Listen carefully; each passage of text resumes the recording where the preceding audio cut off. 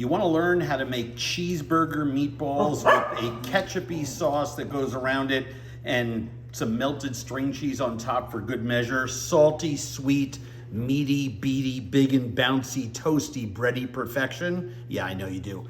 Give me 4 or 5 minutes and I'm going to show you of your time and I'll show you how. So take a look at what I have in here. I have breadcrumbs, red chili flakes, a little bit of oregano, about 1.5 cups of grated cheese, cheddar, a pound of beef, and about a cup and well, I took 3 onions, diced them, and caramelized them, and then let them cool.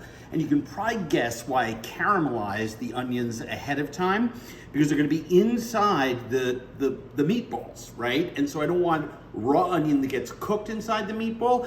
I want that caramelized onion flavor, because if you're making a cheeseburger meatball hero, you're gonna wanna have caramelized onions, and I want them inside the meatballs instead of outside. I'm gonna add an egg. We'll beat that. I'm gonna add, a few tablespoons of half and half. 3 tablespoons of half and half. And what I wanna do is, I just wanna squish that egg up with my hand and combine all of these ingredients. I'm gonna season them with salt and pepper before they go into my pan on the outside. And I am going to form balls that will fit inside of that hero loaf.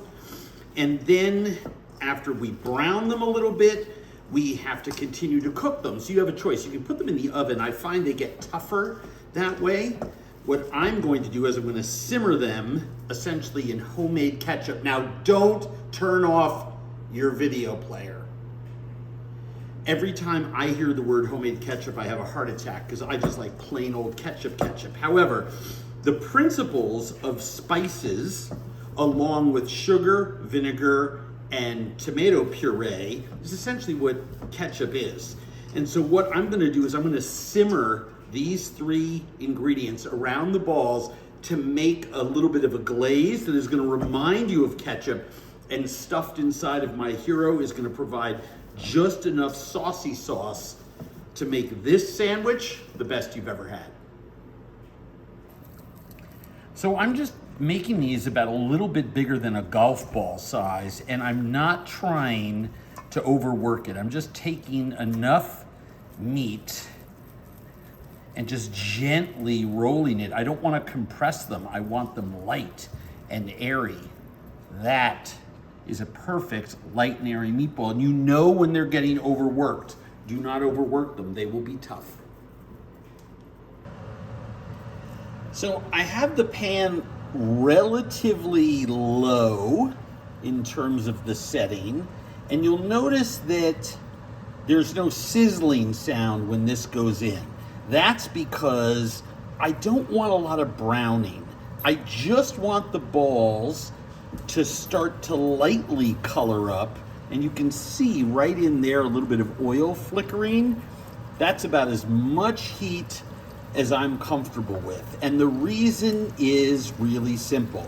If I brown them too much, they're gonna be crusty on the outside and soft on the inside, and we don't want that. We want them to be soft all the way through. So there you go. And after a couple minutes, all we wanna do is flip those over. Now, of course, with the breadcrumb and the egg and the cheese, you're gonna get browning, but we're not gonna get super heavy crusting, right? That's what I'm trying to avoid. And these are gonna simmer up beautifully when we add our tomato products.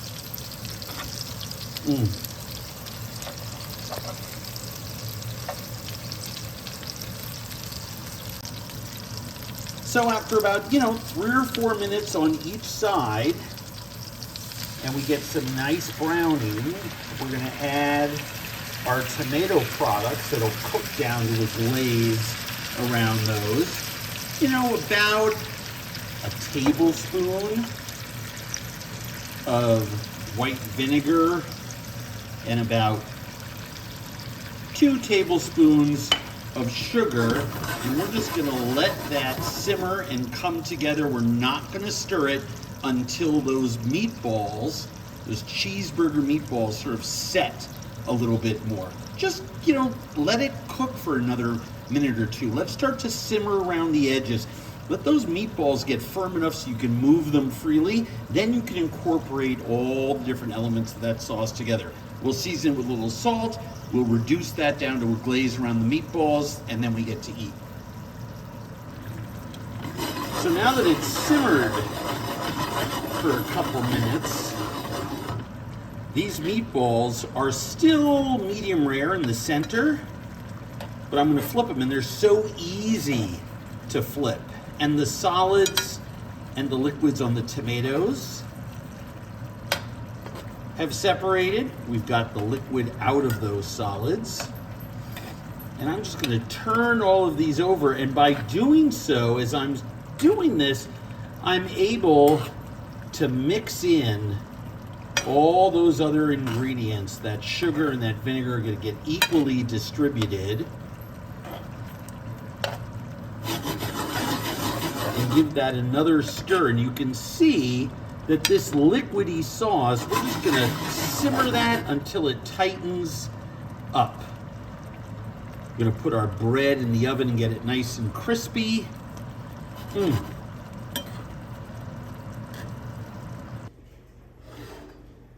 Okay.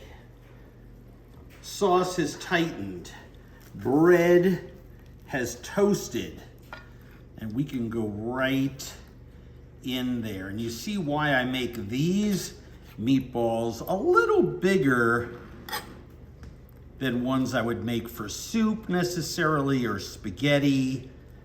Let's try to get a fourth one in the end there, simply because I just want one layer of meatballs, then a little bit of that sauce that goes there. And then if you really want, because remember, there's cheese inside these cheese meatballs, right?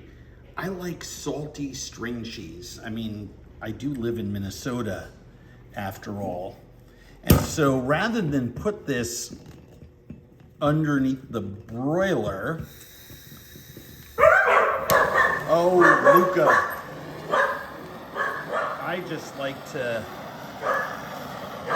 hit this with a little torch.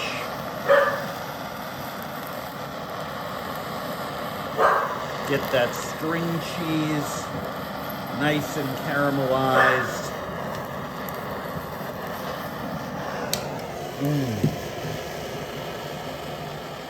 And that, you're not getting any. That's why you're upset. They're not getting any.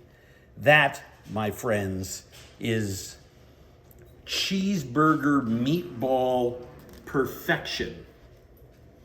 Do I dare to cut it in half? I don't dare. That's it. How gorgeous is that? Yeah, you want to make this. So, the